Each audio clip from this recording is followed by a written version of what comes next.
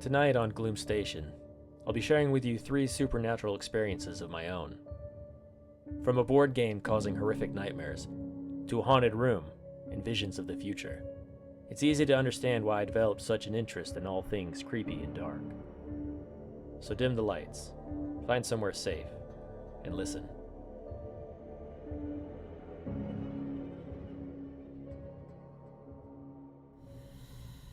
When I was a senior in high school, some of my friends and I would sneak into an old elementary schoolhouse that had closed down years ago. So long ago that the last people who attended that school were now grandparents. And that's not a random assumption. I actually know someone's grandma who went there the year it shut down. It was in surprisingly good condition for its age. No holes in the walls, no collapsed roof sections, and it was far enough out in the country that no homeless people went out there. But that didn't stop kids from trashing the place and spraying graffiti everywhere. Back when this place was operational, it was a pretty small schoolhouse, maybe 15 rooms in total and only 1 floor. There was a playground on the side and 2 very tall pine trees in the front. I specifically remember the floors inside because the ground was completely covered in old papers, like school records, old checks for whatever reason, and all kinds of graded assignments from way back. Which was weird because someone had taken the time to do the work, someone else had taken the time to grade them, and now they were just carelessly thrown around. We all heard the stories that the schoolhouse was haunted, but nobody our age knew quite why. And when I asked my friend's grandma about it, she said nothing had ever happened there that would cause it to be haunted, but then she'd have a certain look in her eye, and she'd tell us that she firmly believed something was wrong about that place. It gave weird vibes to everyone in the area, and always had. One night I was with my friends Kevin and Trey. We hadn't been to the schoolhouse in probably a year, so it was wild seeing how much new graffiti was up on the walls.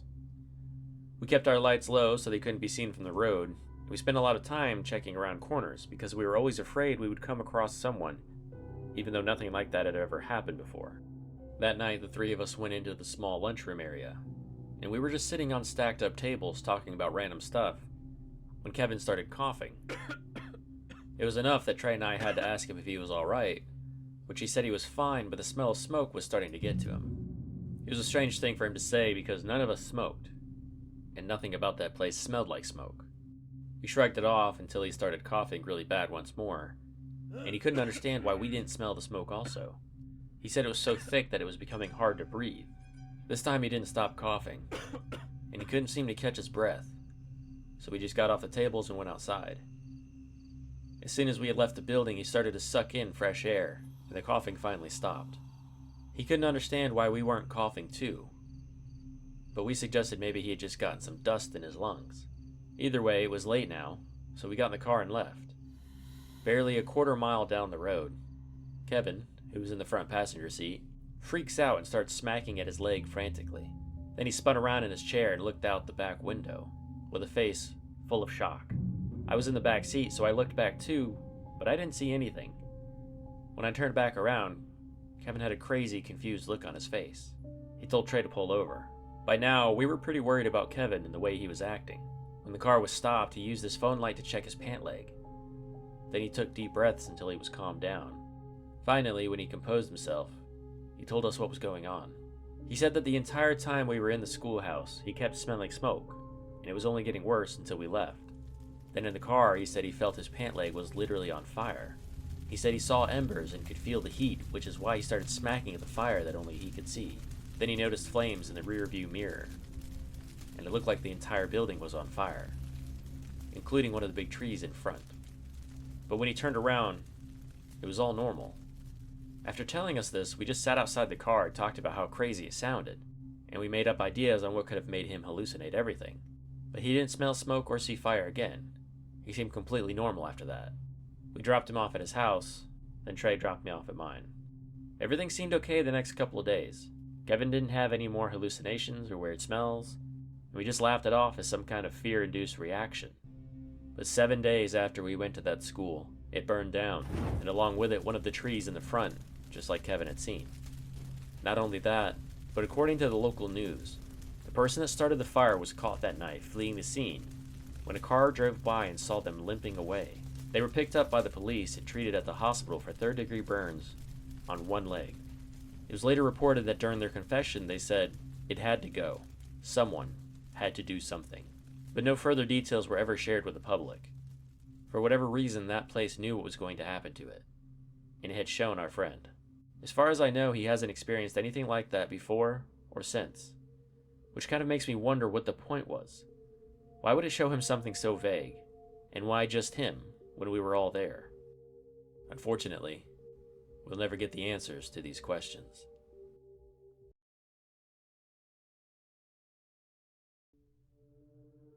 I've always been a skeptical believer in all things supernatural. I think most people who swear their house is haunted just scare easy, and forget where they put things, or maybe they have loose cabinets that are hung badly and end up opening over time. Now that's not me saying it can all be explained. I do believe some things are just beyond our understanding. So with that disclaimer out of the way, I could explain why I won't ever play with the Ouija board again. It was back in my early 20s, when I lived in a crowded apartment with 4 of my friends, in this nice little 2-bed. Initially, it was just me and a buddy, but 2 of my friends ran into money issues around the same time, so we decided splitting rent 4 ways was a win for everyone. It was surprisingly really fun, and made for some of the best memories I've got, but it also made for a very scary one. One of my friends, Cody, was an absolute baby when it came to scary things. He couldn't watch any scary movies, and he was always the first to turn the lights on in any situation. Now I, being the great friend that I am, decided to play a prank on him by getting some black candles, a fake dead rat, and borrowing a Ouija board from the girl I was dating at the time. When I knew he was on his way home from work, I put the candles in a circle in his room. I put the Ouija board in the center, and the fake rat on top of the board. Then I lit the candles and waited in the living room, along with everyone else. Not 5 minutes later, Cody came home. He said hey to all of us and went down the hall to his room. His door opened. He was quiet for about a second. Then he literally ran out of the apartment while screaming, "Hell no, get that out of here." Everyone in the living room died laughing when he refused to come back in until he saw the stuff was out of his room. So I brought it all out, and I set it on the coffee table. It was a pretty successful prank. Then someone, and I'm not sure who, suggested we may as well try it since nobody had ever used one before. Cody, of course, refused and said he wasn't going to touch the thing. We decided to play without him, and don't worry, we looked up all the rules and followed them perfectly. So the 4 of us, my girlfriend included, sat around the table and played with a Ouija board for the first time. But no matter what we did, nothing worked. Not once did the planchette move. After about 10 minutes, Cody came out of his room, and of his own volition, without anybody egging him on, he actually joined us at the table and asked what to do. Now we were all shocked that he was going to try it. We explained everything and tried again. This time it was a lot different. As soon as the 5 of us put our fingers on the planchette, 3 of those 7 candles went out. Now it wasn't some dramatic event, they just sort of fizzled out and died. We had to relight them, but it was enough to make us nervously look at each other. We started again, and this time the planchette moved, which immediately made someone call BS. So we laughed, then everyone swore they hadn't moved it. It went to hello. I was the designated speaker, so I said hello back. Then I asked who was with us. The board spelled out S-O-M-E. I asked how many some was, and it moved to the number 3. It didn't click for me right away, but it did for my girlfriend, who leaned towards me and whispered, "The candles," meaning the 3 candles that had gone out earlier. Honestly, I started to feel a little freaked out because any one of us could have moved that board, but the candles going out actually happened. Then the planchette started moving again. It was almost like the thing was confused because it kept moving around the board, just glossing over letters and numbers in wide, semicircular motions. Suddenly, there was a loud knock somewhere in the apartment that made all of us jump and even cry out, until we tried to laugh off that scared feeling we all had. But nobody took their hands off the planchette, which means it kept moving while we were all distracted. Then I realized what was happening. The piece was moving in a figure-8 motion the entire time. I told everyone to say goodbye right now. They were confused, they didn't understand, so I said it again much louder and much more firm so they'd do it. Everyone said goodbye, and very slowly the planchette moved to goodbye. Then we took our hands off. At this point, I explained to them what I thought happened, which was that whatever we were talking to had made a noise just to distract us, so we would keep making figure eights without realizing it. For those of you that don't know, doing that motion supposedly opens a doorway. After a few minutes, we all kind of did that awkward laugh where we tried to pretend none of us were as scared as we were. We tried to convince ourselves that one in our group was messing with everyone, and none of this was real. But that night, I had the most awful nightmares you can imagine. And when I went into the living room the next morning, I learned that all of us had experienced nightmares. I wish I could say that was the end, but not quite. 3 of us had plans to go to a festival for 2 nights. Cody had to work, so he couldn't join us. On the way out of the house, I stashed the board in the coat closet and completely forgot about it. We went to the festival and had an awesome weekend. Eventually, we got back to the apartment and hung out in the living room playing video games, talking about the trip and things like that. Cody came home from work and asked us about the festival. Afterwards, we asked him if he enjoyed having the place all to himself. He got a little quiet, gave a little stare off into the distance, and said he didn't stay here. He told us that the day we left, he went to work, then came home and was in the living room playing a game, but he kept hearing strange scratching sounds around the room. Then he heard a growling from within the closet. He said he even mustered the courage to go check the closet, but it was empty, just some blankets and towels. But that growling kept coming back, and it scared him enough that he left and hadn't been home since. I called bullshit on the whole thing, thinking he was trying to get back at me for pranking him, so I went to the coat closet and I grabbed the board from the top shelf. As soon as I turned around, I knew he wasn't joking at all. He had immediately become pale white, and nobody in the room said a word. Finally, awkwardly, he asked if it had been up there the entire time. The way he asked gave me chills, and I could literally feel the tension in the room. We all believed him. He told me I needed to get rid of that board tonight, or he was going to stay somewhere else again, and he wouldn't come back until the board was gone. I believed him, so I immediately took the board back to my girlfriend's place, handed it to her, and asked her where she even got it from. She told me she had gone to an estate sale. She had arrived late and almost everything was gone, but for whatever reason, she only checked one closet in the entire house. It was a spare bedroom, and there on the ground was the Ouija board. After hearing that, and hearing about Cody's experience, I told her to never talk about that thing again. Over time, we joked about the experience. We pretended it hadn't been as scary as it was, but to this day I know for a fact none of us have used the Ouija board again. As for my girlfriend, I honestly couldn't say, because we split up 3 weeks later, but I'm sure the number of weeks was just a coincidence.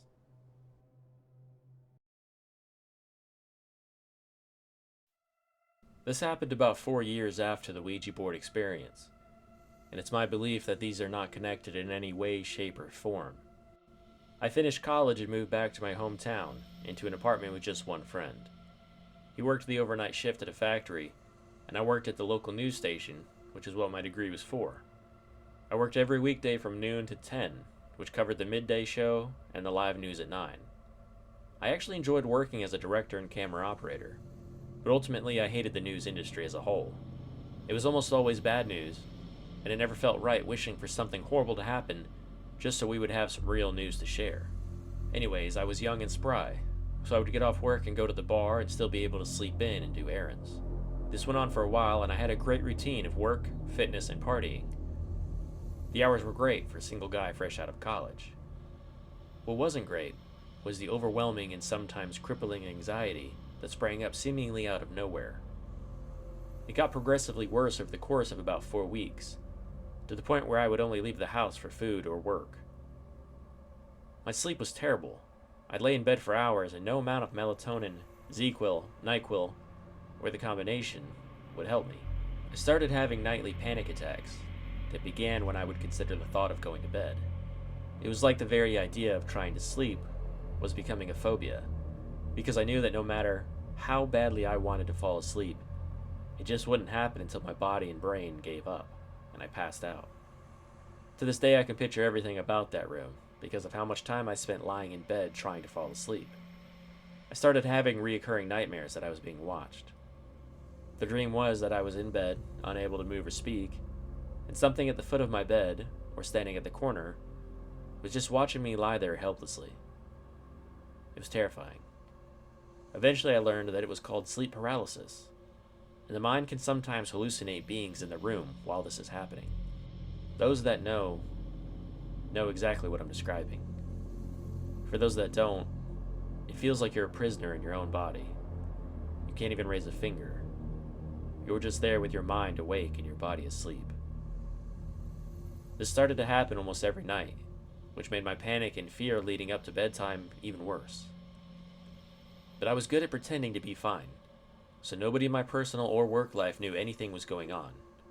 I, like so many others with that condition, just suffered in silence. Until one night I laid in bed and just finished a minor panic attack that left my heart pounding. I was so tired, so exhausted that I felt physically weak. Finally, by the grace of God, I just fell asleep.